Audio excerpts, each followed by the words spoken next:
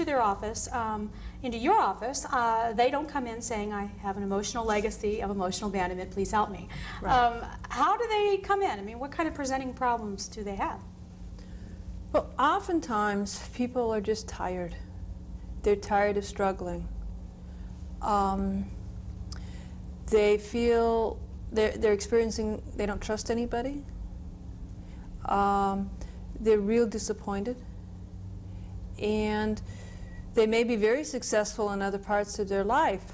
And usually the women I see, and I see some men also, but the women I see usually, if I was going to do a profile, are usually in their 40s and have succeeded, been married, had children, done all those things you're supposed to do in order to feel better about themselves, and they still don't feel better about themselves.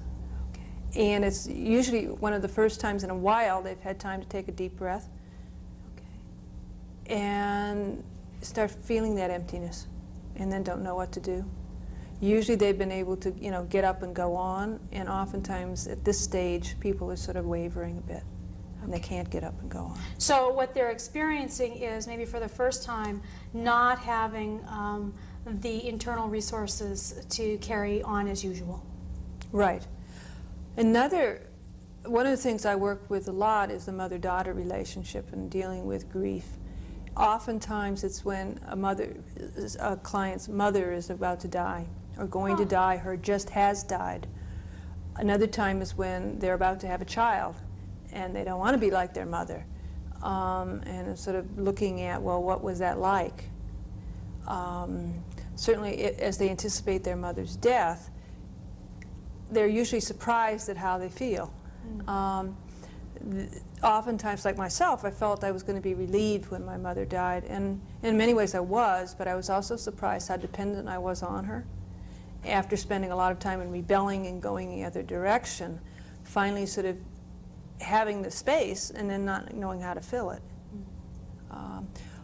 And I think the other thing that happens is people get a sense of time, that life doesn't go on forever, and how they want to spend that time, and having a richer life. Okay, so we become aware of our mortality, and in fact, at some point we're going to need to make some decisions about what we want our life to look like. Right. Now, the woman who I interviewed mentioned going through a period of time of drugs and alcohol to try to fill that void. Is that an uncommon experience or common in your experience? It's very common. People use all sorts of things, drugs and alcohol and food and busyness, running around with children, all kinds of things we do to avoid ourselves. Okay. And I think that's part of, we're avoiding that emptiness, and we just try and fill it with enough busyness or enough substances that's going to take away the pain, because we don't know what to do if we got the pain. And it comes back to what I was saying earlier in terms of when we had the initial pain, we didn't get supported in it, and now we're unable to support ourselves in it. Yeah. And so it continues. Yeah, so acknowledging it, at least alone, might feel very overwhelming. Right, because we lack the tools to validate ourselves, to validate what we're feeling. And usually we have that critical voice rather than a nurturing voice. I try and encourage people through the workshops I do to listen to their intuition. Estes in Women Who Run with Wolves talks about using your inside voice, that light, as a light to sort of light the way. Yes. And I try and give people hope that, you know, all of us do have intuition, and that we can use that intuition and make that a kind voice, a nurturing voice, rather than a critical voice. I think if we never said another critical thing to ourselves in our life, we'd still be fine. Yeah. You know? Yeah, I certainly think we have more than enough of that. We have more than enough. So it's trying to reprogram those voices to have, so that they're kind. Yeah. And hopefully lead us. We have information inside of us if we just care to listen. And access it. Let's take a look at another set of graphics I put together regarding healing and steps we can take. We can discover and learn to be with ourselves more each day, learning to define our own needs and wants, developing effective ways to meet those needs and wants, identify and experience unexpressed emotions of early emotional abandonment with safe support, and create a support system of like-minded people who are willing to be in healthy relationship with you. Those are some of the ideas I came across and some of the reading I did. In terms of discovering and learning to be with ourselves more each day, I mean, when you talk about, I know my own healing process, probably early on, the most difficult were times where I needed to be alone and sit still. And it was interesting, one of the things that I was encouraged to do was to see how long I could tolerate that. Yes. You know, and initially, you know, it wasn't very long. I mean, I'd sit there, and pretty soon, you know, feet would stop popping, and I'd start, you know, that whole idea of, uh-oh, you know, it's just me, and I'm not distracted. And Right. yeah. And looking for something fast to distract yourself with. Yeah. Yeah. Yeah. I mean, we can certainly find things out there to distract ourselves with, but our head is amazing. You know, staying with a thought for more than 3 seconds is amazing. Yeah. Yeah. So when you're working with clients, is that something, do you use visualization or relaxation techniques or anything like that to help people stay in their own bodies? I use things like graphs, looking at one's life. I think it's important to get one's history. And one of the ways I use to have people look at their life is again, Estes did it in terms of a whole, like, butcher paper with our life. And this is what we did. And take your whole life and look at it. And you have it on one piece of paper. It might be a big piece of paper, but a piece of paper. And get a sense of the losses that you've gone through. And they can be little losses, big losses, whatever kind, anything that counts. And looking at the decisions you may have made, the paths you took, instead of this way, you went that way. Yeah. In terms of validating oneself and honoring and celebrating the paths you did take and why you may, and trying to move people out of blame and into compassion, because I don't think that you can do both. In getting some historical perspective, not only with our own life, but generationally. Where people came from and what was going on. It isn't just an accident that they were out to get you. Don't take it that personally. Again, that sort of sense of importance. And so trying to get some perspective of one's life. Another tool I use is writing. And, you know, write to yourself. And sometimes if I'm doing a group, we read the letters. Or we read what we've written about to ourselves. Do you ever have people write to themselves from different age points in time? What I try and do is just more of a consistent everyday 3 pages, this, like the artist's way. Julia Cameron does. Yeah. Yes. Yeah, she does that, and just a way of acquainting, so you take the pressure off yourself. You know, you shouldn't have to say something important. You say anything that's in your head, and it's okay.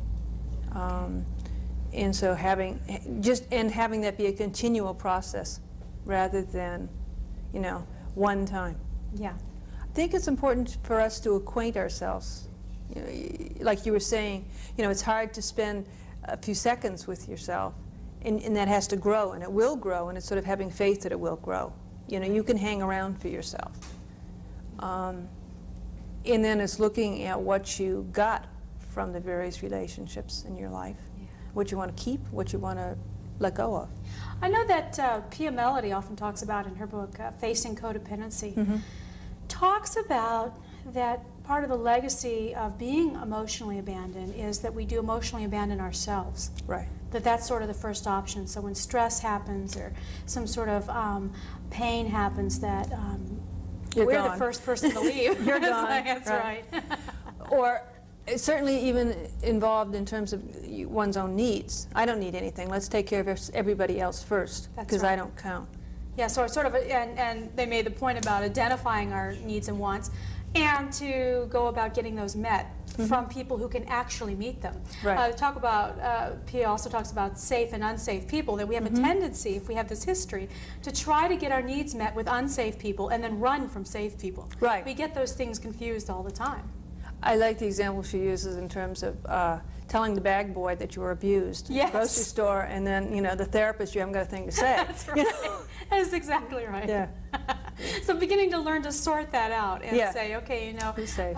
who is it okay to reveal myself with, where I'm actually going to be able to have a mutual or mutually receiving relationship. And I think that started early in terms of our parents are supposed to be the ones we can trust, who will protect us, who will keep us safe. And when that turned out not to be so, or to the varying degree that that turned out not to be so, our perceptions are off. Yeah. It isn't the way it's supposed to be. Yeah. And we begin to, again, try to have the same history, but try to force a different outcome, and it just Right. doesn't work. How about this expressing our early emotions? You know, this will come up with clients. Frequently they'll say to me, well, how important is it really that I go back and feel those early feelings? I mean, what's done is done. What's the point in dredging that stuff up? Except we're still playing on it. We're still Okay. playing out the same drama. Okay. It's important to, it's taking ourselves seriously, Okay. looking at our own history. And I'm always amazed, you can sometimes see, we're doing a video about mothers and daughters, and there's a woman on the video who's in her 30s, and asked her, you know, she's having this interview, and she looks very much alive and present. And then I asked her, what did you miss? What do you miss since you don't have your mother? And visually, you can see her reduced to 12. It's that collapsing that happens where, you know, you're sitting right here, and you may be however old you are, but suddenly you're 12 years old again, Okay. and you collapse. Yeah, I think that's referred to sometimes in recovery as kind of rubber banding back to the past. Mm-hmm. We're going to need to close, even though I love this topic. We could go on. But May, I want to thank you for being with us. May Thank Wolf you. has been with us, a licensed clinical social worker.